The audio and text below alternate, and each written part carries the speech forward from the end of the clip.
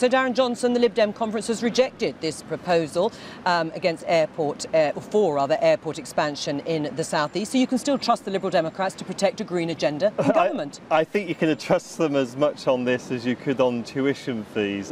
Clearly the senior members of the party are open to airport expansion. I think if they got back into government again, that commitment today isn't worth the paper it's written on. That's probably one of the first things that would go. And it's little wonder that so many Liberal Democrat voters and members are switching to the Green Party and our support is at an all-time high. Really, are you saying that the Liberal Democrats have done nothing in terms of pushing the environmental agenda while they've been in coalition with the Conservatives? They have been able to moderate them in some aspects, but it's been well, that's more than the Green Party's been able to do with its one MP. Well, the Green Party has been a very, very clear and consistent voice in Caroline Lucas in the House of Commons. But they haven't achieved anything, have they, in government, but we have been there as a very, very clear voice holding the government to account. But on so many issues, from fracking to nuclear power to decarbonising electricity, the targets for that, it's just been one long list of disappointments. All right, well, as you say, there have been some improvements, things have been protected. Are you saying it would have been worse in terms of the green agenda if the Liberal Democrats hadn't been in power?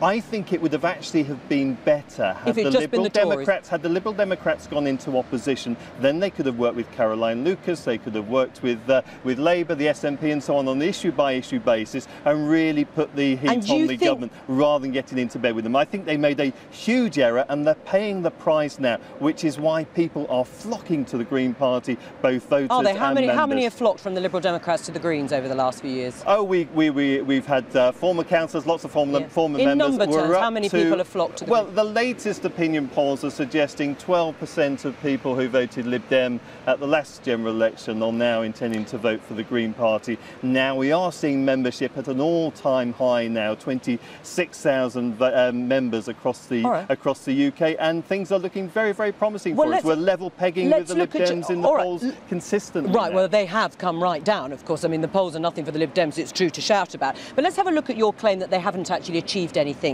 in government. They have continued investment in wind, solar and other low-carbon technologies. That's true. It's true, but it's not nearly enough. But it's true. They have protected the legally binding reductions in CO2 emissions in the Climate Change Act, which the Chancellor, George Osborne, wanted to scrap. That's true. That's true, but they refused, and their MPs actually voted against their own party's policy of setting a target for decarbonising the electricity by 2030.